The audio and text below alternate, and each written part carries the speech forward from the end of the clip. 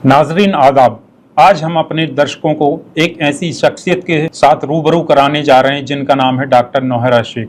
हालांकि नौहरा शेख किसी तारुफ की मोहताज नहीं है। हम उनसे बातचीत का यह सिलसिला शुरू करें इसके पहले हम चंद बातें उनके बारे में अपने दर्शकों को बताना चाहते हैं। Doctor Nowhera Shaikh Heera group of companies की MD एवं CEO हैं। नौहरा शेख एक बिजनेस एंटरप्रेन्योर हैं जिनका कारोबार भारत के अलावा कई देशों में संचालित है। वह एक सोशल एक्टिविस्ट भी हैं। डॉक्टर शेख एक एजुकेशनिस्ट भी हैं जो कई तालीमी इदारों को संचालित कर रही हैं। इनके द्वारा संचालित स्कूल कॉलेजों में कई बच्चों को डॉक्टर, इंजीनियर एवं सिविल सर्विसेज की तैयारी के लिए स्कॉलरशिप भी प्रदान की जाती है। वह मजलूम एवं बेसहारा महिलाओं के उत्थान के लिए पिछले 2 दशकों से कार्य करती आ रही हैं। आइए हम आपसे मुलाकात कराते हैं डॉक्टर शेख की। गुड इवनिंग मैम, आप कैसी हैं? जी ठीक हूँ मैम, हाल ही में आपका एक वीडियो सोशल मीडिया पर बहुत तेजी से वायरल हो रहा है जिसमें आप कुछ पुलिस ऑफिसर्स व कुछ बिल्डर्स के साथ वाद विवाद करती हुई नजर आ रही हैं। आप हमारे दर्शकों को बताइए क्या मामला है? जी, ये मामला जो है अपने ही केस को लेकर था और खासकर से जो हीरा ग्रुप के केसेस हुए, जो भी केसेस थे वो इलीगल FIR करके यहाँ पर हाईकोर्ट ने आर्डर दिया और हाईकोर्ट के आर्डर के बाद हमने जो है सुप्रीम कोर्ट में भी जो है उसको फाइट किया और फाइट करने के बाद सुप्रीम कोर्ट में कुछ लोगों ने जो है कुछ मुद्दा उठाए कि जो भी कंपनी के इन्वेस्टर हैं, देन लेन रहेगा तो वो किस तरह से आप जो है उनको दिया करेंगे। तो उस वक्त में जो है हमने सुप्रीम कोर्ट में हमारी जो एक प्राइम लैंड जो हीरा ग्रुप ऑफ कंपनीज की लैंड थी और वो लैंड जो टोली चौकी 7 टोम रोड के ऊपर रहती है, इस लैंड को हम 15 और 16 में रजिस्ट्रेशन करवाया और करीब 200 से ज्यादा करोड़ जो है बैंक से पेमेंट करके जो है ऐसे बिल्डर सैयद अख्तर साहब से जो है वो प्रॉपर्टी को परचेज किया और परचेज करके वो प्रॉपर्टी हमने ये किया। तो उसके बाद मैंने सुप्रीम कोर्ट में कहा कि कुछ लोग कहते हैं कि इतने देना है, कुछ लोग कहते हैं कि 100 करोड़ देना है, कुछ लोग कहते हैं 1 करोड़ देना है, कुछ लोग कहते हैं कि 5000 करोड़ देना है, कुछ लोग कहते हैं कि 50,000 करोड़ देना है, कि जबकि कंपनी के पास किसी के पास भी ऐसा कोई एविडेंस, कोई प्रूफ नहीं था। तो ये 29 जो भी लोग FIR करे थे उनको भी उतना पेमेंट कंपनी ने देना नहीं था। तो मैंने सुप्रीम कोर्ट को ये कहा है कि अगर देना लेने का मामला भी है तो हम जो है हमारे पास एक प्राइम लैंड है कंपनी की और उस लैंड को जो है मैं सेल करूंगी और सेल करके मैं डिपॉजिट कर दूंगी किसके पास? सुप्रीम कोर्ट के पास। और मैं उसके बाद जो है कि लैंड के जो भी पेमेंट आएंगे तो मैं जिसको भी लेना देना है, मेरा मंडर मेरे फैमिली है, जितना भी हीरा ग्रुप है आज भी मैं उनको मेरी फैमिली मानती हूँ, पहले भी मानती थी, आज भी मानती हूँ। तो मैंने कहा कि अगर उनको देना है तो मैं तो किसी बैंक को कर्जा नहीं हूँ, किसी आम इंसान को कर्जा नहीं हूँ, तो ये सेल करके जो है देंगे। तो उसके बाद जो है वहां पर कुछ लोगों ने, एक 10 नवाबों ने जो है आकर कहा कि ये लैंड जो है ये डिग्री मिली हुई है और ये डिग्री के ऊपर है ये लैंड वगैरह वगैरह। तो सुप्रीम कोर्ट में 6 महीनों तक उस लैंड के ऊपर डिस्कशन रहा और वकीलां खड़े रहे और आर्ग्यूमेंट चलता रहा और आर्ग्यूमेंट चलता जैसे रहा तो सुप्रीम कोर्ट ने जो है आर्डर दिया, आखिर में डिमार्केशन करने का आर्डर दिया। उस पर डिमार्केशन किया तो डिमार्केशन में डिक्लेयर किया गया कि लैंड डिग्री वालों की कितनी है, किसकी कितनी है, कुछ भी हो, हीरा ग्रुप की जो लैंड है वो 33,000 स्क्वायर यार्ड लैंड जो है हीरा ग्रुप की है। उसके बाद जज साहब ने जो है उसको सेल कर लेने का हमें परमिशन दे दिए। लैंड हमारे पोजीशन में थी, सब कुछ भी था। उसके बाद यहाँ पर जो है कुछ लोग उसके पीछे जो हड़पना चाहते थे, पहले से हीरा ग्रुप के ऊपर जो केसेस कराए उनका मतलब ये नहीं था कि लोगों को इंसाफ दिला दे, लोगों को पेमेंट दिला दे, लोगों को ये कर दे। उनका मकसद ये था कि हीरा ग्रुप के इतने सौओं के हजारों करोड़ के प्रॉपर्टियों को हड़प लें और किसी ना किसी तरह से हड़प लें। अब देखिए कंप्लेंटर जाके कंप्लेंट लिखता है कि मुझे जो है मैंने हीरा ग्रुप में ये पैसे इन्वेस्ट किया है और हीरा ग्रुप ऑफ कंपनीज ने मुझे 2 लाख रुपए देना है, 2,50,000 रुपए देना है वगैरह। मगर वहां पर पुलिस एक्ट लगा देती है, जो एक्ट दुनिया में किसी पर लगाना नहीं चाहिए वो भी लगा देती है, मतलब उसका कुछ मतलब नहीं है कंप्लेंट का वगैरह। तो ये तो मैं नहीं कहती हूँ, ये हाईकोर्ट ऑफ तेलंगाना ने डिक्लेयर करके ये सारे FIR इलीगल हैं करके बोल के डिक्लेयर किया। हाईकोर्ट का आर्डर हुआ तो वो आर्डर को लेकर जो है हमने सुप्रीम कोर्ट को गए, सुप्रीम कोर्ट ने आज वो आर्डर दे दिया। देने के बाद में जब मैं हमारी लैंड के ऊपर वहां पर मैं जाती हूँ तो वो लैंड के ऊपर जो है वहां पर मैं कॉल करती हूँ 100 को, पुलिस को कॉल करती हूँ कि यहाँ पर जो है मेरी लैंड के ऊपर ईडी के अटैचमेंट में है लैंड, इन्फोर्समेंट ऑफ डायरेक्टरेट नहीं है, 34,000 स्क्वायर यार्ड को भी अटैचमेंट किया है, 2019 में अटैच किया है। और अटैचमेंट जब किया था तो जो है कि कोई वहां पर बिल्डिंग नहीं थी, कुछ भी नहीं था, कुछ नहीं था।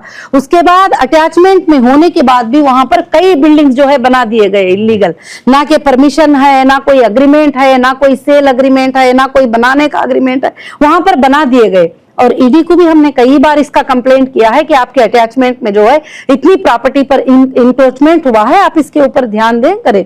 तो उसके बाद फिर हम जाते हैं, इस तरह से आने के बाद भी वहां पर जो है जुल्म करते हैं, पुलिस आती है हटा देती है, अपने सिक्योरिटीज को हटा देती है वहां से।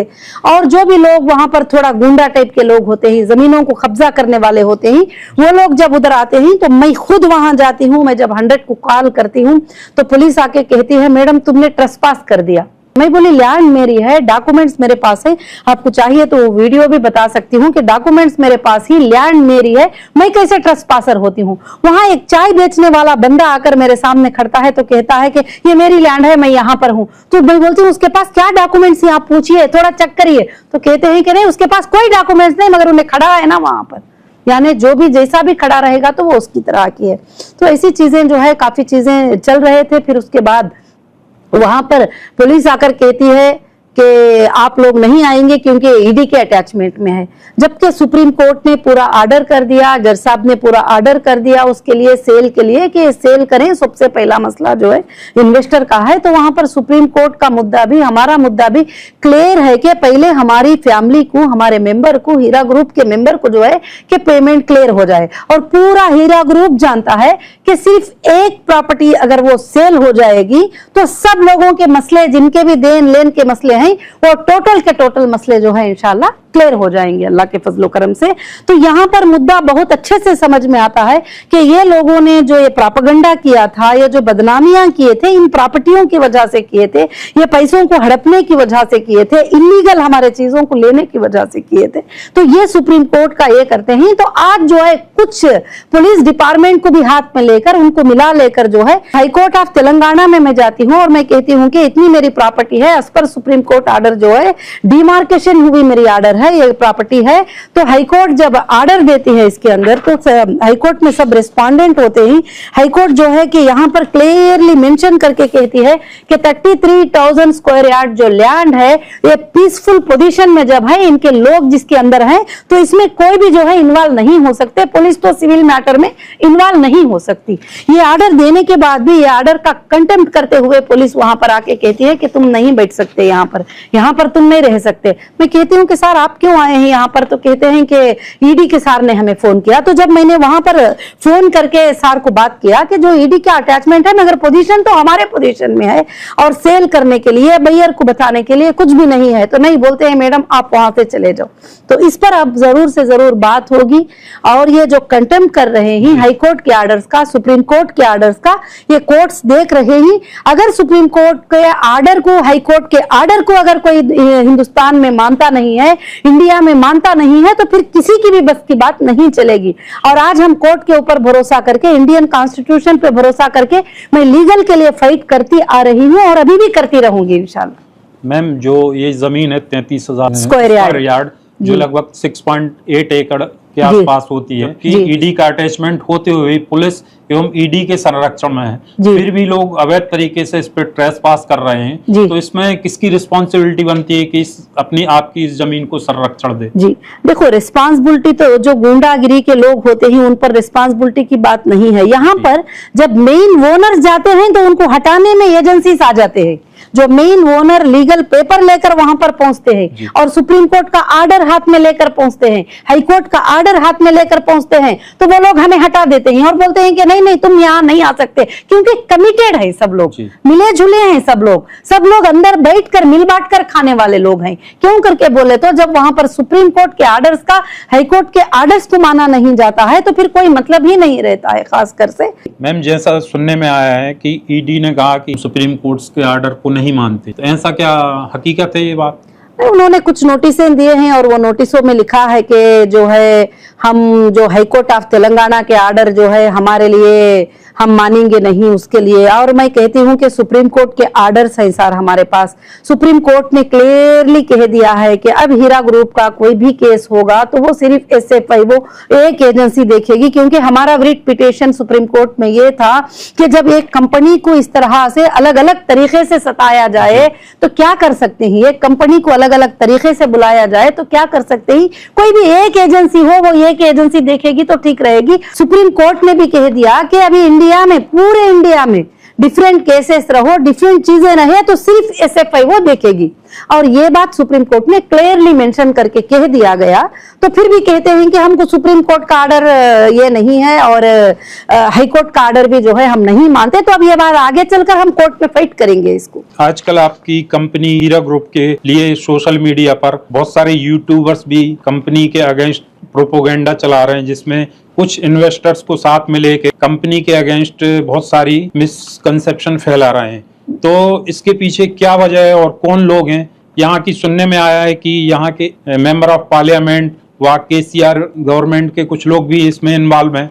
क्या ये बात सच है? जी, ये बात सच है और ये पूरे दुनिया को पता है कि जब मुझे 2018 में अरेस्ट किया गया तो सारे जितने भी एफआईआर थे वो एफआईआर एमआईएम के जो नेता असदुद्दीन ओवैसी साहब है उनके ऊपर, जब मैंने 2012 में, जब मैं पॉलिटिशियन भी नहीं थी, ना मुझे पॉलिटिकल मालूम था, ना पॉलिटिक्स में जाना चाहती थी, 2012 में जो एफआईआर किए उसमें क्लियर सीट मिलने के बाद 100 करोड़ का मैंने मानहानि केस लगाया और हमारा पिटीशन अलाउ हुआ। और पिटीशन अलाउ होता है 2018 7वां महीने में। वहां से ये 10-15 यूट्यूबर को बुलाकर एक प्लान कर लेते हैं और प्लान कर लेके बार बार कंपनी के बारे में नेगेटिव बातें बोलना, यहाँ तक कि पर्सनल लाइफ के बारे में गलत सलत बोलना, बिजनेस के बारे में गलत सलत बोलना, जो 10-15 यूट्यूबर्स को जो है बिठा के रखे हैं कि वो जब भी वक्तन बवक्तन जो है इस तरह की चीजें करते रहते हैं। और खासकर से, और आपने जो है सच्ची बात कहा कि लोगों से पैसे भी कलेक्ट करते हैं कि हम तुमको पैसे दिला देंगे। मैं उन सारे मेरे हीरा ग्रुप के फैमिली से ये गुजारिश करना चाहती हूँ कि हाँ, तुम्हें कोई भी पैसे नहीं दिला सकते जब तक कि हीरा ग्रुप ऑफ कंपनीज आपको पैसे नहीं देना चाहती। और जब तक कि कंपनी नहीं देगी हम तुमको पैसे दिला देंगे, हमारे पास आ जाओ, 1000 रुपए पे कर दो, हमारा ये एसोसिएशन है, हमारा वो एसोसिएशन है, वो एसोसिएशन है। तो ये सारे लोग जो है पैसे कमाने का हीरा ग्रुप को एक जरिया बना लिए। अब अल्लाह की भी एक आजमाइश थी कि जब मैं तकलीफ में थी तो इस वक्त इनको जो है बहुत ज्यादा मौका मिल गया। तो इसलिए मैं मेरे पूरे मेंबर्स को बताना चाहती हूं कि जब तुम्हारी कंपनी के पास सोर्सेस हैं, जब तुम्हारी कंपनी देना चाहती है, पहले दिन से वही पुकार रही है। आज सबको नजर आ रहा है कि कौन ये पैसे पे होने नहीं दे रहे हैं। सुप्रीम कोर्ट में जो पैसे क्लियर होना है ये कौन होने नहीं दे रही। जब बायर बैंक को ले जाकर वहां पर खड़ा करके मैं ये पेमेंट देने के लिए रेडी हूं, सब कुछ करने के बावजूद भी जो प्रॉपर्टी इन्वेस्टर के लिए फाइनल हो गई उस प्रॉपर्टी के पास जाके हंगामे करना, वहां पर जो सिक्योरिटी खड़ी थी उसके ऊपर हंगामे करना, सुप्रीम कोर्ट के आर्डर्स का परवाह नहीं करना, ये सब कुछ जो कर रहे हैं ये वही लोग कर रहे हैं जो पहले से हीरा ग्रुप को और हीरा ग्रुप के प्रॉपर्टियों को हड़पने का प्लान बना के रख लिए थे कि किस पॉलिटिशियन को कितनी प्रॉपर्टी है, किस एमएलए को कितनी प्रॉपर्टी है, किस एमपी को कितने पैसे हैं। हीरा ग्रुप की सीईओ एक औरत है, उसको अंदर तो डाल दिए। तो यहां तक कि ईडी के अटैचमेंट में रहने के बावजूद मेरे प्रॉपर्टीज दूसरों के नाम से रजिस्टर हो चुके हैं, टोटली रजिस्टर हो चुके हैं। फेक डॉक्यूमेंट्स बना के, गलत डॉक्यूमेंट्स बना के कब्जे कर लिए, रजिस्टर कर लिए। यहां तक कि जितने भी किए हैं तो यही वही एरिया के लोग किए हैं, कहीं और नहीं, बाकी जगह पर कहीं पर भी ऐसा नहीं हुआ। मैम, आपको सुप्रीम कोर्ट से ऑर्डर मिला है कि आप अपने अकाउंट उन्होंने डिफ्रीज कर दिए हैं और आपकी जो भी प्रॉपर्टीज हैं डिटैच कर दी हैं। यहाँ तक कि आपको ये भी बोला गया कि आप अपने प्रॉपर्टीज के लिए बायर ढूंढें और उसको सेल करें। फिर आपको क्या दिक्कत आ रही है कि आप अपने इन्वेस्टर्स को पैसे देने में क्या प्रॉब्लम का सामना करना पड़ रहा है? देने के मामले में तो मैं ये कहूंगी कि जब सुप्रीम कोर्ट का ऑर्डर हुआ 240 अकाउंट जो हीरा ग्रुप के ही इनको डिफ्रीज करो, तो उसमें से जो अकाउंट को पॉसिबल हो सका डिफ्रीज किया एजेंसियों ने, कुछ एजेंसियों ने लेटर दिया और कुछ एजेंसियां जो महाराष्ट्र और आंध्र प्रदेश के जो भी एजेंसीज हैं, वो एजेंसीज ने लेटर नहीं दिए, तो कुछ अकाउंट जो है अभी तक उसके डीफ्रीज नहीं हुए। जिस अकाउंटों में डीफ्रीज हुए हैं कि डीफ्रीज होने के बाद में जो है हमने इन्वेस्टर को टोटल पेमेंट क्लियर करके सुप्रीम कोर्ट में उसका स्टेटमेंट सबमिट कर दिया है। मैम, जैसा कि आपने अपने वीडियो में बोला कि हाई कोर्ट के मामले का उल्लंघन हुआ है, तो क्या मामला है? जो हिंदुस्तान की सबसे बड़ी कोर्ट सुप्रीम कोर्ट के ऑर्डर से डीमार्केशन होती है, पुलिस प्रोटेक्शन में होती है, एजेंसियों के इसमें होती है, एजेंसियों के देखरेख में होती है, एजेंसीज के पूरे आईओस वहां अटेंड करते हैं और उनके अंदर वो उसका नाप सब होता है, डीमार्केशन होता है और उसके बाद हैंडओवर करती है सुप्रीम कोर्ट और उसके बाद बायर को बेचने के लिए करती है। बायर खुद इम्प्लीमेंट होते हैं और उसमें खरीदने के लिए जाके बात करते हैं, तो उस चीज के ऊपर कब्जे जमाते हैं। तो जब मैं जाती हूँ पुलिस के पास कंप्लेंट लेकर, तो कभी मेरा कंप्लेंट होता नहीं है, ना कोई एक्शन होता है और वो उठा के पीछे डाल देते हैं। जैसे आपने सवाल किया कि जैसे एमआईएम का हाथ था, कि जाहिर से बात है कि केसीआर साहब के सपोर्ट के बगैर तो एमआईएम इतना बड़ा काम तो नहीं कर सकती थी। ईडी ने खुद तो इन्वॉल्व नहीं हुआ, सीसीएस ने 170 एफआईआर में उनको रिक्वेस्ट किया कि हमको समझ में नहीं आ रहे हैं ये ट्रांजैक्शन, आप चेक करो इसके बारे में, उसके बाद वो एंट्री हुए। मैम, इस वीडियो में आपने बोला कि यह प्रॉपर्टी मैंने अपने इन्वेस्टर्स के लिए रखी है, इसका क्या मतलब है? उनके पैसे कब तक लौटा पाएंगी? आपको मैं ये बात सच बताऊं, मेरे इन्वेस्टर के लिए प्रॉपर्टी नहीं, मेरा जान भी देने के लिए तैयार, मैं हमेशा के लिए तैयार हूं। प्रॉपर्टी मेरे लिए बहुत ही छोटी चीज है और प्रॉपर्टियां पूरे भी मेरे लिए बहुत छोटी चीज है। अब यहाँ पर कहां पर इन्वेस्टर फंसे हुए हैं, कहां पर कंपनी को नुकसान हो रहा है, कहां पर कि एजेंसी ने प्रॉपर्टीज को अटैच करके रख लिया है। चलो भाई, हम कुछ प्रॉपर्टियां सेल कर देंगे और सेल करके इस मसले को हल कर देंगे, तो वहां अटैचमेंट आड़ आ जाता है, वहां अटैचमेंट आ रहा है। चलो भाई, इसके अंदर अकाउंट्स हैं तो उसको फ्रीज करा के रखे हुए हैं, तो बहुत सारी चीजें हैं। तो क्या हीरा ग्रुप के पास नहीं है क्या? एजेंसियां के खेल जो इसके ऊपर चल रहे हैं, जो पॉलिटिशियन पीछे से पावर यूज कर, एक ही पॉलिटिशियन है जो पावर यूज कर रहे हैं, जो इतने लाख मुसलमानों की बर्बादी करने के लिए इतने लाख मुसलमानों को जो रुला रहे हैं। आज पूरे कोर्ट्स को यह बात पता है, पूरे लीगल को यह बात पता है कि कंपनी के पास अगर 100 रुपये देना है तो 1000 रुपये मौजूदगी, मगर देने के दरवाजे खोलने के लिए ये लोग पूरे पे अभी भी डालते, अभी भी वो आड़ आ गए, वो ऑब्जेक्शन कर लिए, ये ऑब्जेक्शन कर लिए, यही बात हो रही है। आज भी अल्हम्दुलिल्लाह खाली सिर्फ ईडी का अटैचमेंट हटा दें और आज भी ईडी का अटैचमेंट, तो कौन से सोर्सेस की कमी है हीरा ग्रुप के पास? कौन से सोर्सेस की कमी है? घंटों में खत्म हो जाएंगे सारे मसले, दिनों की जरूरत नहीं, घंटों में खत्म हो जाएंगे। सिर्फ एक वो ऑर्डर का इंतजार है सुप्रीम कोर्ट के, बस। मैम, जो भी आप आरोप लगा रही हैं पॉलिटिकल लीडर पे, तो उसके लिए आपके पास कोई प्रूफ है क्या?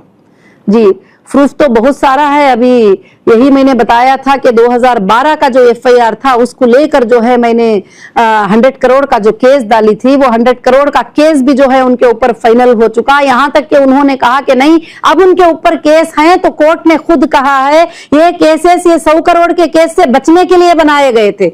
ये केसेस 100 करोड़ के केस से जो है बचने के लिए बनाए गए थे, सब ने कहा। और ये पूरे हिंदुस्तान को क्या सबको मालूम है। अब जो इंटरनल एजेंसियां भी इस चीज को इन्वेस्टिगेशन कर रहे हैं, उन एजेंसियों को भी अब ये बात पता चल गई है कि किसके पीछे से किसका हाथ था, किसने जुल्म किया है हीरा ग्रुप के ऊपर। मैम, हीरा ग्रुप और उसके निवेशकों के बीच लेन देन का यह मामला कब खत्म होगा? आप इस अपने कारोबार को क्या फिर से शुरू कर पाएंगी? देखिए, अल्हम्दुलिल्लाह हीरा ग्रुप के जो मेंबर हैं वो मेरी फैमिली है और 1998 से 2018 तक लगभग कितने साल हुए? 20 साल, 20 साल जी। एक दिन भी कभी मेरे मेंबर को, एक मेंबर को आके बोलने को बोलो कि हीरा ग्रुप ने हमें पेमेंट नहीं किया था, या हीरा ग्रुप ने जो गोल्ड यूनिट परचेस किए थे वो गोल्ड हमें सेंड नहीं किया था, और हीरा ग्रुप ने पेमेंट लेके हमें प्रोडक्ट नहीं दिया। एक छोटा सा कंप्लेंट भी 18 तक, आप बता लीजिए, आप बता लीजिए। तो इतनी अमानतदारी और इतनी वफादारी से मैंने काम किया है। आज भी अल्लाह का फजल है कि बहुत सारे मेंबर मेरे साथ खड़े हुए ही और वो कहते हैं कि आपा हम तुम्हारे साथ हैं, तुम बिजनेस को स्टार्ट करो, हम तुम्हारे साथ हैं, हम चलेंगे। भले वो लेवल पर चल भी नहीं सके तो अब जो मेरे मेंबर मेरे साथ आए हैं, बिजनेस में जुड़ रहे ही, अल्हम्दुलिल्लाह उतना बड़ा नहीं तो क्या हुआ, छोटा भी हम लोग वो बिजनेस को चल रहे ही लेकर, इंशाअल्लाह आगे के दिनों में ये बहुत बड़ा होगा। जैसा कि आपने बोला कि हीरा ग्रुप के इन्वेस्टर्स के लिए हमने कुछ प्रॉपर्टी रखी है, तो इसके लिए क्या एश्योरेंस है कि आप उनकी उस प्रॉपर्टी को बेच के उनका पैसा दे पाएंगे? अभी मैंने इसीलिए जवाब दिया कि हीरा ग्रुप की प्रॉपर्टी नहीं है। हीरा ग्रुप के लिए और मेरे मेंबर्स के लिए प्रॉपर्टी क्या, मेरा जान भी हाजिर है। मैंने 1000 बार ये बात हर सवाल के जवाब में दी हूँ। और हीरा ग्रुप के मेंबर को आज भी वो तकलीफ नहीं है और आज भी उनको कोई मुश्किल नहीं है। अगर है तो ईडी का अटैचमेंट है तो एजेंसियों के ऑब्जेक्शंस है तो एजेंसियों के जरिए से उन तक उनका माल नहीं पहुंच रहा है, उन तक वो चीजें क्लियर नहीं हो पा रहे हैं। ईडी आप कह रही हैं, पर ईडी को सुप्रीम कोर्ट ने कब का एम्बार्गो लगाया है? जी, ईडी को हर एजेंसी को एम्बार्गो लगाया है सुप्रीम कोर्ट ने, मगर कोई भी जो है सुप्रीम कोर्ट के आर्डर को जो है नहीं मानते हैं। हमने भी आज तक जो है कंटेम्प्ट ऑफ कोर्ट नहीं लगाया है। अब आगे चलकर कोई भी कंटेम्प्ट ऑफ कोर्ट करेंगे, कोर्ट के आर्डर का कंटेम्प्ट करेंगे तो जरूर से जरूर जो है हम कंटेम्प्ट ऑफ कोर्ट लगाएंगे जरूर से, और जाएंगे कंटेम्प्ट ऑफ कोर्ट में, जो कि सुप्रीम कोर्ट के आर्डर को जो है खिलाफ कर रहे हैं। मैम, आपने अपनी कंपनी लगभग 20 वर्षों से जो आप चला रही थी, अचानक आपके जेल जाने के बाद उस कंपनी का जो नुकसान हुआ है और कंपनी के से जुड़े हुए जो भी इन्वेस्टर हैं तो उनका अभी तक प्रॉफिट नहीं मिला है, तो लोग अपनी ओरिजिनल प्रॉफिट वापस चाहते हैं, तो इसके बारे में आपने क्या सोचा? देखिए, जिस दिन कंपनी स्टॉप हुई है और उस दिन जो हालात जैसे थे, प्रोडक्ट की जगह प्रोडक्ट, बैंकों की जगह बैंक, प्रॉपर्टीज की जगह बैंक, ट्रांसैक्शन की जगह ट्रांसैक्शन रुके हुए हैं। जैसे अल्लाह ने रिलीज करेगा, अगर उनके पेमेंट के प्रॉफिट के साथ अगर उनके पेमेंट हमारे पास है तो हर चीज मेरे मेंबर को वैसे ही वापस होगी और कभी उनके साथ नाइंसाफी नहीं होगी मेरे मेंबर के साथ। और 20 साल के जिंदगी में कभी 100 रुपयों की नाइंसाफी मैंने कभी नहीं किया है, ना कभी हमारी कंपनी करेगी उनके साथ, और डिक्लेयर करूंगी मैं सारे चीजों को। मैम, आप अपने आप को और हीरा ग्रुप के इन्वेस्टर्स को इस समय कहाँ देखती हैं? इन सब का मुस्तकबिल क्या है और आपका विजन क्या है? अल्हम्दुलिल्लाह, हीरा ग्रुप के इन्वेस्टर को और मेंबर को, हीरा ग्रुप की फैमिली का मुस्तकबिल में बहुत अच्छा देख रही हूँ। भले तकलीफों के जरिए से हमें कुछ दिन रुका लिए ही, कुछ दिन नुकसान उठाने को ये किए ही, मगर हीरा ग्रुप का फ्यूचर जो है बहुत वाइट रहेगा, क्योंकि ये सारे एजेंसियां के इन्वेस्टिगेशन करने के बाद भी आज तक भी जो है हमारे खिलाफ कोई सबूत, कोई प्रूफ किसी के पास भी आज तक भी नहीं है।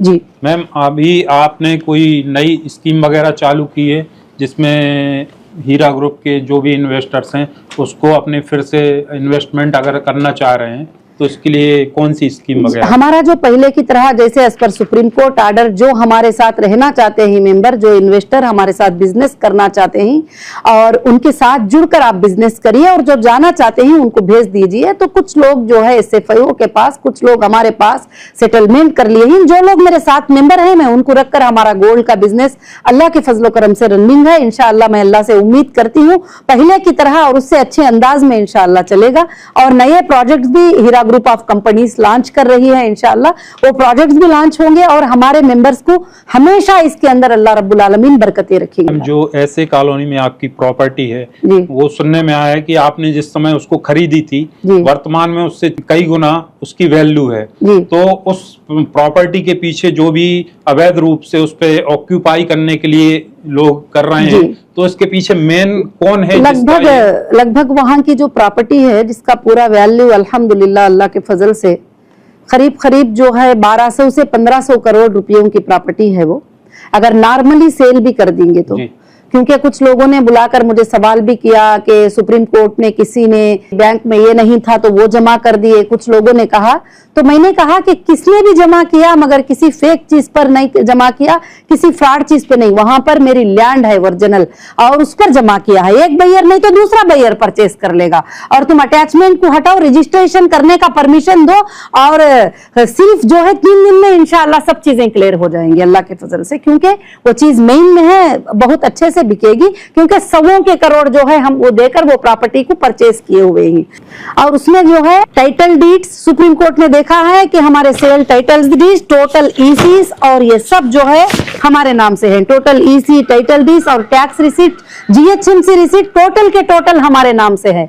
अब जाकर हम पूछते हैं कि वहां जो इलीगल कंस्ट्रक्शन हुआ है वो किसके नाम पर हुआ, किस बुनियाद के ऊपर हुआ, तो बोलते हैं पता नहीं है। तो अब हम इंशाल्लाह पूरे एजेंसी है उसको जो है हम इसकी खबर भी भेजे हैं और इंशाल्लाह हम अप्रोच हो जाएंगे हर जगह भी, और सबको जवाब देना पड़ेगा इस चीज का। एक वीडियो में आया है कि कोई बाहर की टीम आई थी जिससे आप मशवरा कर रही हैं, तो कौन टीम थी जिसके साथ आप डिस्कशन कर रहे हैं? अभी जो है अल्लाह के फजलो करम से जो है हमने सेंट्रल में भी जो है काफी एजेंसीज को दिया है, और मैं चाहती हूँ कि जो कॉन्स्पिरेंसी हुई थी, ये स्कैम नहीं हुआ, स्कैम करके इल्जाम लगाया गया, जबकि चलती हुई कंपनी, रनिंग शॉपिंग मॉल, और जिस दिन मुझे अरेस्ट किए गए थे उस दिन आप देखेंगे तो ऑनलाइन के ऊपर मेरे 2600 बिल हुए थे। कोई भागने वालों के उतने बिल थोड़ी होते हैं, ना कोई ऑफिस बंद थी, ना कोई रेंट पे थे, ना कोई भी चीज थी।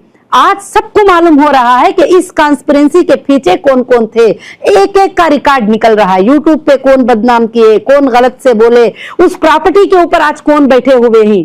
आप सबको मालूम है कि अफिया प्लाजा हमारा पहला शोरूम था, उस पर जो है फौरन एमआईएम के जो दोनों भाइयों का बड़ा बैनर लग जाता है और कब्जा हो जाता है, और वहां हमारे स्टाफ को जाने नहीं देते ही। आज वो खाली पड़ा हुआ है, वैसे ही बंद पड़ा हुआ है। और इसी तरह से जो है हर चीज जो उसके चेकअप करने के बाद जो है हर चीज भी जो है बिल्कुल से बिल्कुल पूरा बाहर निकल रहा है, कौन किसके पीछे थे, एफआईआर कराने वालों के पीछे कौन थे, एफआईआर कराने के लिए कौन बहकाया था, और एफआईआर में मैटर क्या लिखे थे, और पुलिस ने एक्ट कौन सा लगाया, और सिविल एक्ट में अरेस्ट करके 800 किलोमीटर, 1200 किलोमीटर, 1500 किलोमीटर क्यों लेकर गए थे कस्टडियों में, जब कंपनी एक थी, सीईओ एक थी, सारा एक था, तो इतने बार हरास करके इतने दिन इसको डिले करने की क्या जरूरत थी? क्योंकि इलेक्शन करीब आ रहा था, उसके लिए जो है ये सब काम हुए हैं, वो सारे लोगों को पता है ये बात। डॉक्टर शेख, इसके पहले आपके जो कुछ रेंटेड प्रॉपर्टी थी उसमें भी सुनने में आया है कोई बंदला गणेश हैं, उन्होंने आपकी प्रॉपर्टी पर कब्जा कर लिया है, तो क्या हकीकत क्या है इस मामले में? हकीकत यह है कि कब्जा नहीं किया है, मैं तो कब्जा नहीं कहूंगी, कि उसको हमने एक एग्रीमेंट दिया था 21 में रेंट के ऊपर, और रेंट के ऊपर जब हमारी जो है 5 लाख रुपीस की बात हुई थी पर मंथ रेंट के लिए, बंगला है वो बहुत बड़ा बंगला है, 4 फ्लोर का है, पर फ्लोर नहीं सका 4 फ्लोर का है, तो उन्होंने 2 फ्लोर बस है मुझे करके बोल के रेंट को लिए थे। तो उसके बाद वो रेंट को देने के बाद में उन्होंने जो है नहीं मैं ये फ्लोर का नहीं दूंगा, वो फ्लोर का नहीं दूंगा करके काफी चीजें ये करके, खाली करने में टाइम है करके, रेंट को मैं हूं उसके अंदर, मुझे खाली करने में अभी टाइम लगेगा करके, क्योंकि बड़े रेंट की प्रॉपर्टी है, छोटे रेंट में रहने के लिए जो है पूरा वो कोशिश कर रहा है, और उसके लिए हम भी कोर्ट में गए, कोर्ट में हमें जरूर इंसाफ मिलेगी। तो अभी वही लोग उस प्रॉपर्टी पे ऑक्यूपाई हैं या उन्होंने खाली कर दिया? नहीं, अभी भी वही लोग हैं, और कोर्ट में बात चल रही है, और कोर्ट बहुत जल्द फैसला लेगी, इविक्शन ऑर्डर देगी कोर्ट इंशाल्लाह। मैम, अपने दर्शकों को क्या मैसेज देना चाहती हैं कि वो कब तक अपनी जो भी इन्वेस्टमेंट है वापस पाने की उम्मीद रखें? सबसे पहली बात है कि जितने भी लोग इन्वेस्टर थे, कई लोगों को कंपनी गोल्ड के रूप में, पेमेंट के रूप में सेटल करी है, आज तक भी सेटल करती आ रही है जितने पॉसिबल हो। अब जिन लोगों ने कंप्लेंट के तौर पर एसएफआईओ के पास गए हैं, अब जो लोग जो है ये नहीं है, तो ये जैसे हमारे मामलात हो जाएंगे इंशाल्लाह उनका भी सबका भी क्लियर हो जाएगा। और हमारे मेंबर्स के लिए हमेशा मेरी सबसे पहली दुआ रहेगी और सबसे पहली कोशिश रहेगी कि मेरी फैमिली सबसे पहले आसानी पा जाए, और मैं सबसे पहले उनके लिए खड़ी होने वाली हूँ। और काफी लोग बोल रहे थे कि नहीं ये चाहते नहीं है ऐसा हो जाए, ये चाहते नहीं है। मैंने कहा है बहुत पिछले मेरे वीडियोस में मैंने बताया है कि कौन है जो इस मसले को जल्दी से जल्दी हल कर दे, जिसके हाथ में मसला है, तो मैं तैयार हूँ, आ जाइए आप आ जाइए, आप आ जाइए जल्दी जल्दी, मैं जहां साइन करना कर दूंगी। आप मेरे मेंबर को आसानी कर दीजिए जो मेरे कंपनी के साथ जुड़े हुए, क्योंकि हीरा ग्रुप मेरी अकेली से आगे नहीं बढ़ा है, हीरा ग्रुप मेरे लाखों मेंबर के साथ आगे बढ़ा है। आज भी वो मेरे साथ खड़े हैं, जो 29 एफआईआर थे वो नहीं है, और जो लाखों लोग मेरे पीछे खड़े हैं, आज भी खड़े हैं और कहते हैं कि आप हम तुम्हारे साथ हैं, आज भी बिजनेस में मेरे साथ हैं वो लोग, आज भी कहते हैं कि हम बिजनेस में तुम्हारे साथ हैं इंशाल्लाह। तो मैं वो तमाम मेंबर्स को लेकर एक बार और भी बड़ी ऊंचाइयों के ऊपर इंशाअल्लाह हीरा ग्रुप जाएगा। भले एक तकलीफ तो आती है, जैसे बहुत सारे लोगों ने कहा कि अभी हालात में ये हालित हो गया, आपने बिजनेस स्टार्ट कर दिया, ऐसे कैसे होगा। तो मैं उन सबको यही बात बताई कि देखिए, एक बस का एक्सीडेंट होता है तो हम ट्रैवल करे बगैर नहीं रुकते, एक फ्लाइट का एक्सीडेंट होता है तो दूसरे फ्लाइट में बैठे बगैर नहीं। तो जहां पर हमारा एक पेमेंट में रुकाव है, जहां हमारे एक प्रोडक्ट का रुकाव है, जो जिन्होंने भी पहले इन्वेस्ट किया था या तो प्रॉपर्टी पे या तो गोल्ड पे, जो भी है वो पेमेंट्स है, अब उनको जब देने का भी वक्त आएगा तो कोर्ट का जैसा डिसीजन होगा इंशाअल्लाह उनका सब कुछ रिलीज हो जाएगा। ऐसा करके हमारी इतनी बड़ी कंपनी जो है, जो हमारे पुराने मेंबर हैं उनको साथ लेकर ये कंपनी इंशाअल्लाह बिजनेस करेगी और आगे बढ़ेगी अच्छे तरीके से। अल्लाह की जात से मैं उम्मीद करती हूँ कि इंशाअल्लाह ये बहुत ज्यादा ऊंचाई के ऊपर जाएगी। ऐसे कॉलोनी के अलावा और भी कोई अन्य प्रॉपर्टी है जिस पर लोग अपनी नजर रखे हुए हैं या उस पर कब्जा करने की कोशिश कर रहे हैं? और जो है एक जुबली हिल में हमारा घर था जो ईडी के अटैचमेंट में था, और ईडी के अटैचमेंट में जुबली हिल में हमारा घर था। और घर था तो नॉर्मली घर में हमारे फैमिली मेंबर ही रहते थे और कोई दूसरे रेंट पे भी नहीं रहते थे। मेरे अरेस्ट के बाद जो है वॉचमैन को मारा गया और घर के लोगों को बाहर निकाला गया। और उसके बाद जो है मैं रिलीज होने के 3 दिन के बाद उस घर के ऊपर मैं विजिट करती हूँ तो एक डीजीपी ख्वाजा मुहिद्दीन करके उसके अंदर बैठे हुए हैं और 4-5 लोग बैठे हुए हैं, डोर नहीं ओपन कर रहे थे। मैंने 100 को कॉल किया उस वक्त में, मुझे नहीं पता था कि अंदर कौन है, तो 100 को कॉल किया। तो जाने के बाद में बोले हाथ पैर पकड़ के, मैडम अब हमारी इज्जत मत निकालो, आप मीडिया के सामने मत जाओ, मैडम हम कुछ नहीं, हम चले जाएंगे, हम ऐसे ही बैठे थे, हम ऐसे ही रुके थे, हमको फलाने ऑफिसर साहब ने कहा है थोड़े दिन रुकने के लिए, फलाने ऑफिसर। मैंने कहा कि वैसे ही है। तो फिर कुछ दिनों के बाद देखती हूँ कि ईडी के अटैचमेंट में होने के बाद वो प्रॉपर्टी रजिस्टर हो जाती है, उनके नाम से रजिस्टर हो जाती है, वो प्रॉपर्टी रजिस्टर हो जाती है, करंट की बिल चेंज हो जाती है, सब कुछ हो जाती है। उसके बाद मैं कोर्ट में जाकर, कोर्ट में जो है उसको सिविल कोर्ट में जाके मैंने स्टे लेकर आया है। और इतना बड़ा जुल्म हो रहा है, ये इन सबको ये नजर नहीं आ रहा है। आज भी हमेशा ये बोलते रहते हैं हीरा ग्रुप है, हीरा ग्रुप की नौहिरा शेख ने ये कर दिया वो कर दिया। आज तक भी मैंने कभी कुछ नहीं किया, इसीलिए यहाँ हिम्मत से आप सबके सामने ये बात बोल पा रही हूँ। अगर मुझे कुछ करना होता तो मैं यहाँ बैठकर नहीं बोल पाती थी, खासकर से जी। तो वो प्रॉपर्टी भी अभी वो नहीं, वो प्रॉपर्टी पे वही लोग बैठे हुए हैं। मैंने ईडी को कई बार कंप्लेंट दिया है, आपके अटैचमेंट में देखो, नहीं कभी नहीं, ना कोई एग्रीमेंट, ओरिजिनल डॉक्यूमेंट्स हमारे पास, पोजीशन हमारे पास, सब कुछ हमारे पास है, मगर रजिस्टर भी हो गया। मैं ईडी को कंप्लेंट भी दी हूँ कि देखो इस तरह से तुम्हारे अटैचमेंट बोर्ड लगाने के बाद ये घर कैसे रजिस्टर होता है, यानी कमिटेड, पूरे के पूरे मिली भगी कमिटेड। अब इनके ऊपर जरूर इन्वेस्टिगेशन होगा, बड़ा तेज इन्वेस्टिगेशन होगा। इसके पीछे कौन कौन थे, कौन कौन सपोर्ट किया है इन चीजों को, सब बाहर निकल। चोर बहुत दिन नहीं छुप पाएगा, चोरी बहुत दिन तक नहीं छुपेगी, गलती बहुत दिन तक नहीं छुपेगी, जरूर चोरियां पूरे बाहर पड़ेंगी, हक भी बाहर आ जाएगा, हम क्या चाहते हैं करके इंशाअल्लाह। और मेरे पूरे मेंबर, लाखों के मेंबर मेरे साथ ही, उनको लेकर मेरी कंपनी आसमानों पे उड़ेगी अल्लाह के फजलो करम से, मुझे अल्लाह की जात से उम्मीद है इंशाअल्लाह। मैम, अपने इन्वेस्टर्स को आप कब तक का समय देना चाह रही हैं कि आप कब तक वेट? समय मेरा कुछ भी नहीं है, जैसे कंपनीज के अटैचमेंट हट जाएंगे, प्रॉपर्टीज का अटैचमेंट जो मैंने सुप्रीम कोर्ट में रखा है, उस प्रॉपर्टी के ऊपर से अटैचमेंट और ट्रांसफर का परमिशन मिल जाएगा, उसी दिन मेरे इन्वेस्टर के सारे प्रॉब्लम क्लियर हो जाएंगे। और मेरे इन्वेस्टर और मेरे मेंबर, मेरे जो भी देन लेन है, सबके प्रॉब्लम अल्लाह के फजल से क्लियर हो जाएंगे। जब भी मैं उनके साथ हूँ, अब भी मैं उनके साथ हूँ, हमेशा मैं उनके साथ रहूंगी मेरे मेंबर के साथ। तो अपने मॉल्स वगैरह मैडम कब तक ओपन हो जाएंगे? जो मॉल्स तो माशाअल्लाह ओपन ही अल्लाह के फजल से चल रहे हैं, अल्हम्दुलिल्लाह रब्बिल आलमीन। और अल्लाह के फजल से हीरा ग्रुप के जो बिजनेस हैं वो माशाअल्लाह उतने ऊंचे पैमाने पे नहीं, तो क्या हुआ, जो पैमाने पे चलना है वो पैमाने पर अल्लाह के फजल से चल रहे हैं, कोशिश कर रहे हैं कि हम आगे बढ़े अल्लाह के फजल से जी। मैडम, आपकी पूरी बात सुनने के बाद यह समझ में आया है कि MIM लीडर असदुद्दीन ओवैसी जी व उनके कुछ लोग पुलिस डिपार्टमेंट, ईडी, प्रशासन की मिली भगत से एक प्रोपोगेंडा के तहत आपकी और हीरा ग्रुप की छवि को खराब करने में शामिल हैं। यह बात भी आपके इन्वेस्टर्स को बहुत कंफ्यूज कर रही है कि आपकी प्रॉपर्टी पर सुप्रीम कोर्ट के आदेश व ईडी के अटैचमेंट के बावजूद भी कुछ बिल्डर्स अनाधिकृत रूप से घुसकर उस पर निर्माण कार्य कर रहे हैं। क्या पुलिस व ईडी आपकी संपत्ति को प्रोटेक्शन नहीं दे पा रही है? क्या हमारे मुल्क में इंसाफ नहीं है? क्या जंगल राज चल रहा है? इंडिया में भी नहीं कहूंगी और पूरे तेलंगाना में भी जंगल राज मैं नहीं कहूंगी।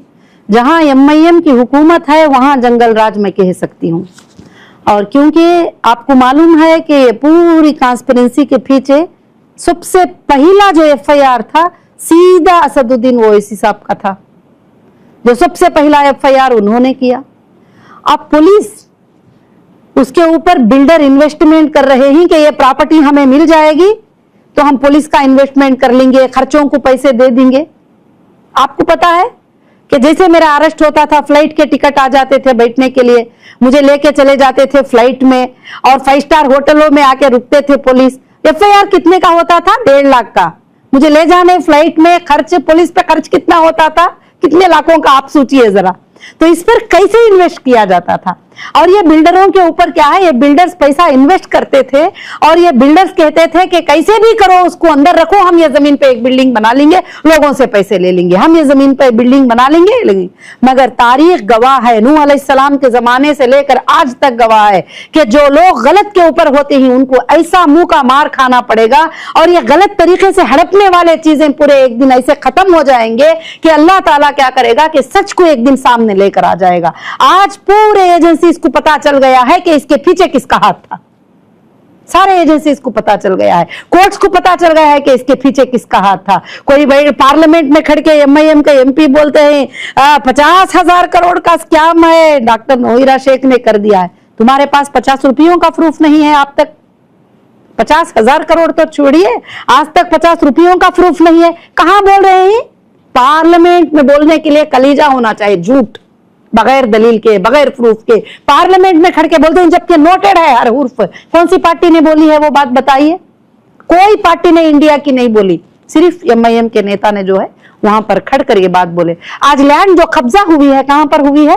उनके एरिया में हुई है, उनके जगह में हुई है, उनके प्लेस में हुई है। और वो बिल्डर और वो पार्टी दो भी कनेक्टेड ही। बिल्डर पैसे इन्वेस्ट कर रहे हैं, पुलिस के ऊपर भी इन्वेस्ट कर रहे हैं, पुलिस भी जो है कमिट हो गई है पूरी टोटल।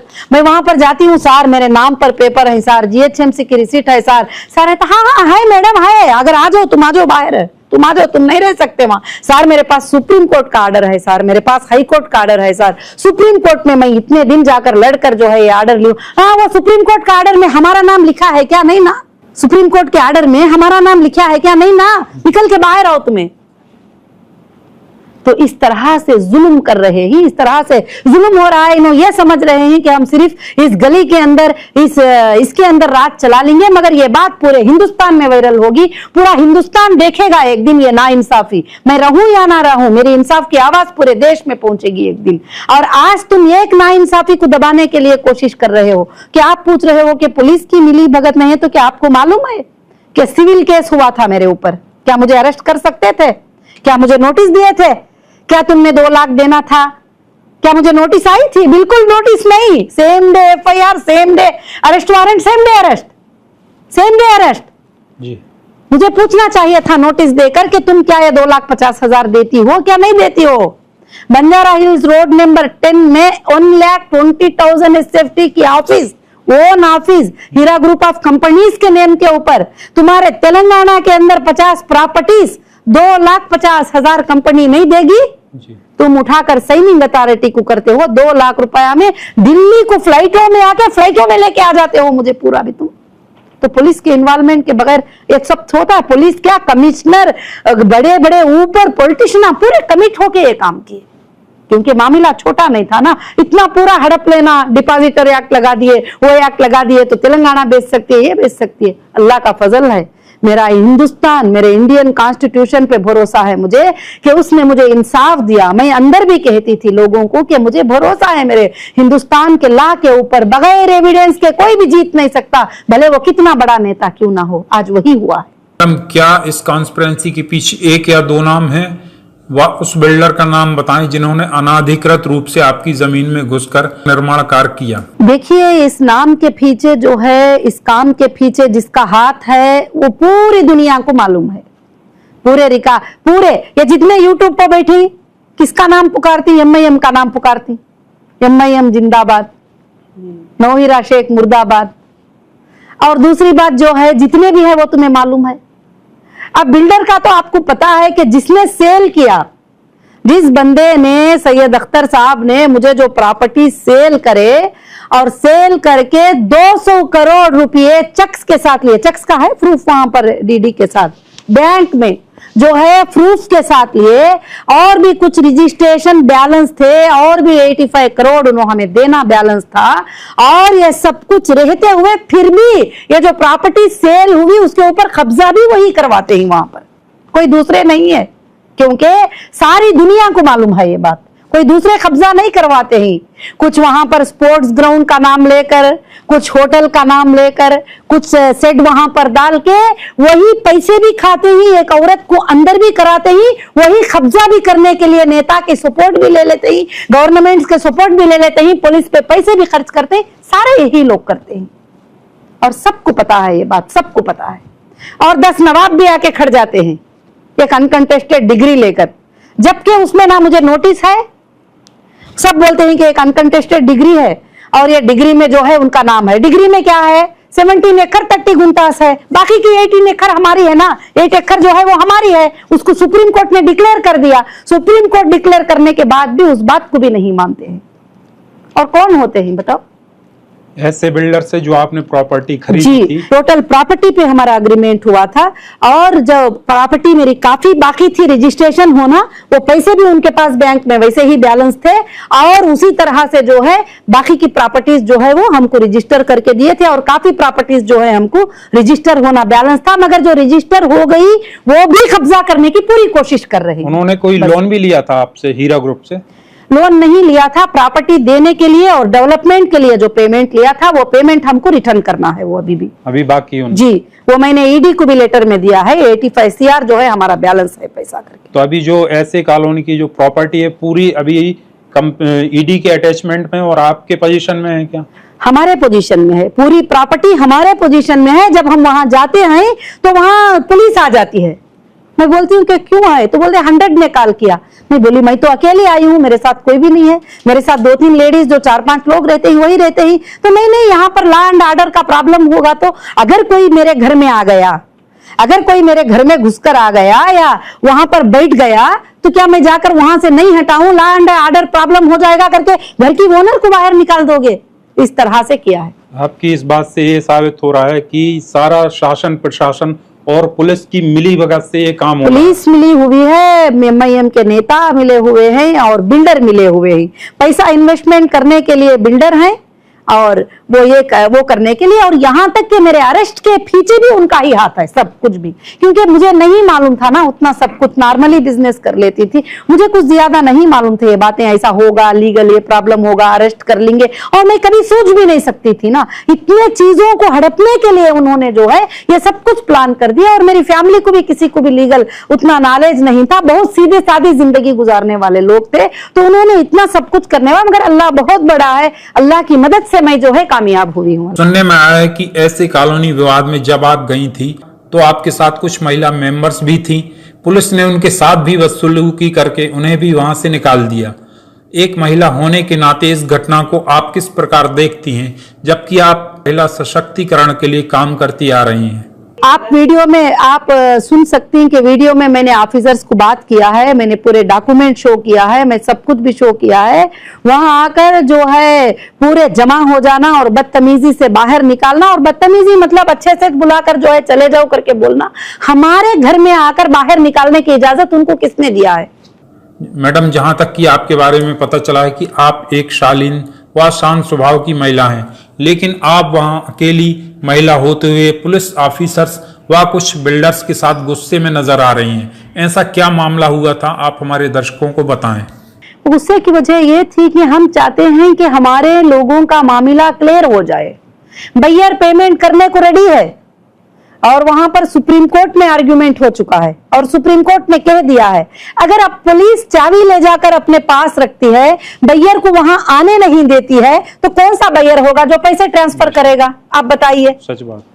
गेट नहीं खोलने देंगे तो कौन सा बैयर होगा कि वहां पर पैसे ट्रांसफर करेगा? कौन सा होगा? अरे बैयर भी नहीं तो बैंक पैसे दे देगी, कौन देगी? जबकि वहां तुम एंट्री करने नहीं दे रहे हो। ये पूरा खेल खिला रहे ही, क्योंकि वो पेमेंट जैसे क्रेडिट हो जाएगा मसले सब खत्म हो जाएंगे ना, कि लोग चाहते नहीं है कि मेरे लोग आसान हो जाए। 2018 के बाद ऐसे कॉलोनी में जो भी आपकी प्रॉपर्टी उसको छोड़कर सबसे ज्यादा कंस्ट्रक्शन हुए हैं जी, मतलब वही एरिया खाली है जो आपके पोजीशन में है, अदरवाइज सबसे ज्यादा बिल्डिंग अपार्टमेंट बन गए। मेरे आने के बाद में कई इलीगल बिल्डिंग मेरी लैंड पे बना दिए। जो खाली लैंड थी उसको मैंने प्रोटेक्ट किया, बाद में डिमार्केशन करवाया, बाद में मैंने सुप्रीम कोर्ट में उसको सबमिट करवाया। इंशाअल्लाह एक एक बिलिस्ट लैंड भी ली जाएगी। आपको पता है ना, नयोडा में 2 बहुत बड़े बिल्डिंग बनाए गए थे इलीगल, टूट गए ना 2 सेकंड में टूट गए। तो ये कोई बड़ी बात नहीं है, सब टूटेंगे, सब चीजें टूटेंगे इंशाअल्लाह।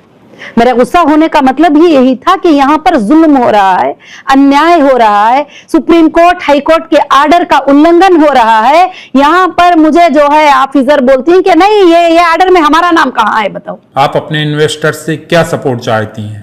बस मैं मेरे इन्वेस्टर मेंबर हीरा ग्रुप के जितने भी ट्रेडर्स हैं, मैं उन सब से यही सपोर्ट चाहूंगी कि वो अल्लाह से दुआ करें और ऐसे जालिमों के जुल्म से हमारी कंपनी को अल्लाह ताला बचाए और ऐसे जालिमों के जुल्म से बचाए रखे और हमारी कंपनी के जो मुश्किलें ही अल्लाह ताला जल्द से जल्द हल कर दे और ये तुम अच्छे से समझ जाओ कि इसके पीछे कौन ही। बस इतनी ही मेरी गुजारिश है। मेरा कभी इरादा नहीं था कि ना तुम्हें नुकसान पहुंचाने का, ना पहुंचाने के लिए।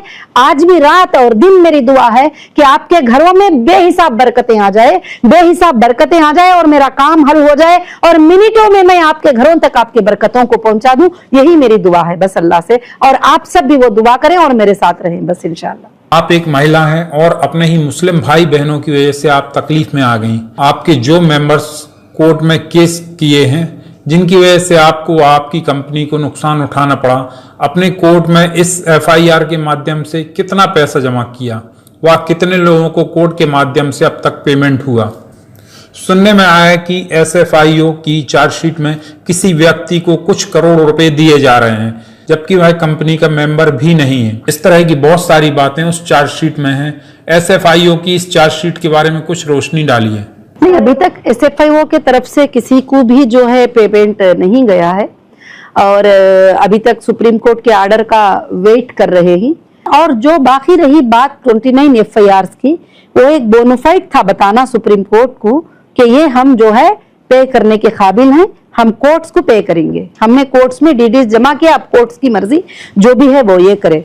मगर जिन्होंने भी FIR किया अपने कॉन्ट्रैक्ट को ब्रीच करते हुए किया, अपने कॉन्ट्रैक्ट को तोड़ते हुए किया, जबकि उन्होंने साइन किया है कि नफा और नुकसान में हम हिस्सेदार हैं और हर जगह लिखाए हैं कि 30% प्रॉफिट देने को कहा, देती करके बोले 40%। कब कहा कंपनी ने?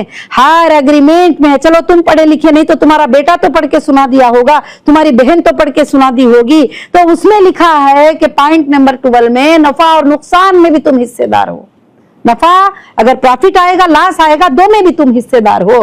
तो फिर कॉन्ट्रैक्ट को ब्रीच भी नहीं कर सकते और आज पेमेंट करते ही कल FIR करते ही, जबकि तुम्हारी मुद्दत 1 साल की होती है तो उसके अंदर तुम कर ही नहीं सकते। बहुत सारे चीजें ही आगे चलकर सुप्रीम कोर्ट में सारे मुद्दों पे बात उठेगी, FIRs पे बात उठेगी, सब चीजों पे बात उठेगी। सुना है कि बहुत सारे मेंबर्स ने SFIO में अपना एफिडेविट भी सबमिट किया है कि वह कंप्लेंट करने वहां नहीं गए थे, लेकिन उनका नाम इसमें कैसे सामने आया? SFIO ने चार्जशीट जो सबमिट किया है कि वो चार्जशीट में उन्होंने, यानी फाइनल रिपोर्ट, चार्जशीट नहीं बोलते, FIR हो तो चार्जशीट बोलते हैं, वो एक फाइनल रिपोर्ट सुप्रीम कोर्ट को सबमिट किए ही। और फाइनल रिपोर्ट में जो है उन्होंने उस रिपोर्ट में ये सबमिट किया है कि लगभग जो है इतने लोगों की लिस्ट हमारे पास है वगैरह। तो SFIO को भी एक फॉर्मेट दिया गया था कि मैंने वादा करके आई हूँ कि अटेस्टेड जो बंदे ओरिजिनल डॉक्यूमेंट्स लेकर पहुंचते ही हमारे जो मेंबर हैं उनको मैं क्लियर सेटलमेंट करने को तैयार हूं।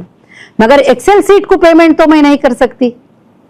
एक्सेल सीट का जो पेमेंट होता है, एक्सेल सीट में नेम पेमेंट, एक्सेल सीट तो मैं भी बना सकती हूँ, वो भी बना सकते हैं, ये भी बना सकते हैं। जब वेरिफिकेशन के थ्रू वो परफेक्ट मेंबर है तो उसको हम पेमेंट करेंगे करके मैंने ये कहा है। तो इसलिए अब नेक्स्ट जो है हम लीगल वही मांगेंगे सुप्रीम कोर्ट से कि जो भी सबमिट हुआ है, क्या ये लोग SFIO में अटेंड हुए थे, क्या इन्होंने वाकई कंप्लेंट किया है? क्योंकि आपको भी मालूम है हमारे ऑफिसेस पे कई लोग आके कहते हैं हम SFIO में गए ही नहीं, हमारा नाम क्यों आ गया SFIO में, हम कहीं भी जाके कंप्लेंट नहीं किए, हमको क्यों बीच में फंसा दिए हैं, हमको क्यों बीच में रोक दिए हैं। तो अब हमें भी नहीं पता ना। तो जब वो हमें सबमिट करेंगे उनका कंप्लेंट, उनका साइन के साथ, दस्तखत के साथ वो रिकॉर्ड हमारे पास सबमिट करेंगे, तो जब हम उन्होंने गए ही नहीं करके हमें मालूम होगा। मेन मुद्दा तो यही है कि काफी लोग आज भी, कल भी फोन करके बोलते हैं कि हम नहीं गए SFIO के पास, हमने नहीं गए, हमारा नाम आया कैसे लिस्ट में, आके ऑफिस में लड़ते हैं। तो हम उसका कैसे जवाब दे पाएंगे? और जब वो गए ही क्या नहीं गए ही, वो उनके रिकॉर्ड से पता चलेगा और वो हम मांगेंगे आगे चलकर इंशाल्लाह। बहुत सारे लोगों ने सबमिट किया है एफिडेविट कि हम गए नहीं है, हमारा नाम क्यों आया है,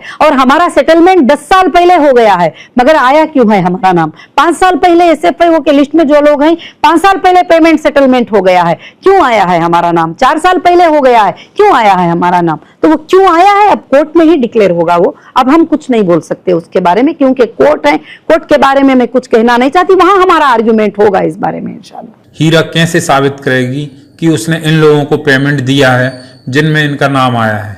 साबित के लिए तो सबसे पहली बात है कि हीरा ग्रुप ने, पूरी दुनिया जानती है, ना कभी हाथ में ली थी ना कभी हाथ में दी थी, अकाउंट से ली थी, अकाउंट से दी थी। तो अकाउंट स्टेटमेंट निकाल लो, साबित हो जाएगा इंशाअल्लाह। कोई झूठा इंसान तो खड़ा ही नहीं हो सकेगा, कोई गली में घूमने वाला नहीं बोल सकेगा, और हम बैंक की सर्टिफिकेट लेके उनका वेरिफिकेशन करेंगे नीट से। बड़ी आसानी है हीरा ग्रुप में, अल्हम्दुलिल्लाह, शुक्र अल्लाह का। इन्वेस्टर्स का डाटा जो रिकवर नहीं हुआ था, तो क्या वो रिकवर हो चुका है? अभी भी रिकवर नहीं हुआ है, ना FSL ने हमें कोई डेटा सबमिट किया है, और जो भी ये एक्सेल सीट हम देखते हुए घूमते ही, वो हमारे कंप्यूटर से जनरेट की गई किसी डेटा में मिली हुई सीट है। डेटा में क्या होता है? डेटा में उन्होंने गोल्ड परचेस किया, उन्होंने फूड प्रोडक्ट परचेस किया, और उन्होंने हमारे प्रोडक्ट परचेस किए, क्या टेक्सटाइल परचेस किए, उनका बैलेंस क्या है, ये होता है। वहां पर कुछ नहीं है, खाली नेम और नंबर, पेमेंट। क्या वो पेमेंट हम उनको देना है, क्या वो हमको देना है, वो भी नहीं है। क्या उनके अकाउंट से हमको आया है, क्या हमारे अकाउंट से उनको गया है, वो भी उसमें नहीं है। वैसे एक सीट वायरल हो रही है, वायरल होने दो, इसको हम चैलेंज करेंगे सुप्रीम कोर्ट में इंशाल्लाह। एक आखिरी सवाल, आप देश की उन गिनी चुनी मुस्लिम महिलाओं में से एक हैं जिन्होंने हिजाब में रहकर भी सूद फ्री कारोबार करके एक मल्टीनेशनल कंपनी खड़ी की, तथा महिला सशक्तिकरण का आप एक चेहरा भी हैं। वह उन महिलाओं के लिए एक आइडियल पर्सन भी हैं जो बिजनेस के क्षेत्र में अपनी कंपनी खड़ी करना चाहती हैं, वह कर रही हैं। महिला होने के बावजूद भी कुछ यूट्यूबर्स आपकी व हीरा ग्रुप की छवि को लगातार बदनाम करने की कोशिश कर रहे हैं। उन यूट्यूबर्स को आप क्या कहना चाहेंगी? इसलिए नहीं कि वह आपके खिलाफ बहुत गलत सलत बोलते हैं। मैम अल्हम्दुलिल्लाह, भली बात तो मैं ये कहना चाहूंगी, जिसके भी बहकावे में आकर वो मंथली सैलरी लेकर गलत सलत बातें जो बोलकर अपने लोगों को पैनिक बनाते हुए, अपने मेंबर को साथ में लेकर उन्होंने अपने जिंदगी का जीने का जो जरिया बना ले ही, वो एक अच्छी सी बिजनेस करके, एक तिजारत करके आराम से जी सकते हैं। और उनके पैसे, इनके पैसे 500 1000 कलेक्ट करके वकील को देना है। कोई यूट्यूबर बोल रहा है कि वकील को पैसे देना है, सब 500 दो, सब 1000 दो। अगर तुम्हारे अकाउंट एक दिन निकाल लेंगे एजेंसियां तो फंस जाओगे पूरे के पूरे। इसलिए अच्छा है कि मजदूरी करके 10,000 कमाकर आराम से जी लिया करो, मेरी यही नसीहत रहेगी। और किसी को भला और बुरा बोलने से किसी की इज्जत में फर्क नहीं आता। अल्लाह रब्बुल आलमीन इज्जत देने वाले, जिल्लत देने वाले ही। मैं हमेशा यकीन रखती हूँ वो तो इज्जु मन तशा व तो जिल्लु मन तशा पर। जो भी बोलते जाते हैं अल्लाह मेरे रुतबे को, मेरी इज्जत को बढ़ाता चले जाता है अल्लाह के फजल से। कई बार नीलांचल टेक्नोक्रेट का नाम सामने आया है, इसके बारे में बताएं। नीलांचल टेक्नोक्रेट जो है वो कंपनी हमारे खरीदने से 2 लोगों से पहले वो लैंड में कुछ हिस्से में उनकी एक कंपनी थी, उनसे ऐसे बिल्डर ने लैंड परचेस किया था। हमें कुछ लेना देना नहीं है, हमें कुछ मालूम भी नहीं है वो कौन है। क्योंकि बड़ा अफसोस होता है कि हजारों लोगों को रोजगार देने वाली व लाखों परिवारों को मुनाफा कमा कर देने वाली एक कंपनी, जिसमें आपने इतनी जद्दोजहद करके एक बिजनेस एम्पायर खड़ा करती हैं, और कुछ लोगों की वजह से कंपनी मुश्किल में पड़ जाती है। हम आखिर में यही उम्मीद करेंगे कि आपकी जद्दोजहद व अपने मेंबर्स के सपोर्ट से जो इतनी बड़ी कंपनी खड़ी की थी, वह फिर से अपने उरूज पर पहुंचे व तिजारत के क्षेत्र में काम करने वाली महिलाओं के लिए आप एक मिसाल बने। हीरा ग्रुप सच्चाई पे है, ये आसमानों पे जरूर उड़ेगा। ये कोई कहो ना कहे, जरूर ऊंचाई पे जाएगा इंशाअल्लाह। अल्लाह की जात से हमारी यही उम्मीद है। अस्सलाम वालेकुम। आपने बड़ी ही बेबाकी से हमारे सवालों का जवाब दिया। उम्मीद है कि आप जल्द से जल्द अपने निवेशकों का इन्वेस्टमेंट लौटाएंगी और आगे भी कंपनी अपने मेंबर्स की उम्मीदों पर खरा उतरेगी। अपने कीमती समय से समय निकालने के लिए बहुत शुक्रिया।